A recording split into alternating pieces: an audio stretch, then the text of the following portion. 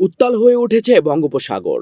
উপকূল জুড়ে বাড়ছে ঝোড়ো হাওয়া আর জারি হয়েছে ৩ নম্বর সতর্ক সংকেত।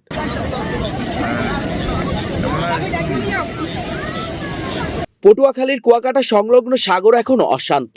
ছোট বড় ঢেউ একের পর এক তীরে আছড়ে পড়ছে। আকাশ ঘন মেঘে ঢেকে গেছে। দুপুর থেকে কখনো মুষলধারে, আবার কখনো গুঁড়ি গুঁড়ি বৃষ্টি ঝরছে উপকূল জুড়ে।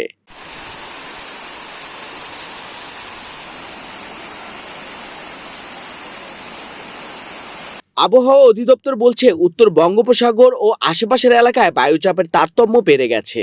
এই ধরনের পরিস্থিতি সাধারণত নিম্নচাপ বা লঘুচাপ সৃষ্টির পূর্বাভাস হতে পারে, যা ধীরে ধীরে ঘনীভূত হলে আরো শক্তিশালী আবহাওয়ায় রূপ নিতে পারে।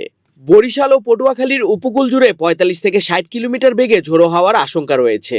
এর ফলে নদ নদীর পানির উচ্চতা বাড়ছে এবং উপকূলীয় নিম্নাঞ্চলে পানি ঢোকার ঝুঁকিও তৈরি হচ্ছে।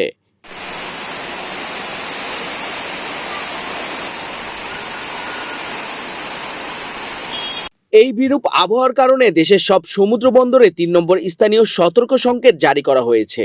এই সংকেতের অর্থ সমুদ্র কিছুটা উত্তাল এবং নৌযান চলাচলে বাড়তি সতর্কতা প্রয়োজন। ছোট ট্রলার ও মাছ ধরা নৌকাগুলোকে তীরের কাছাকাছি থাকতে বলা হয়েছে।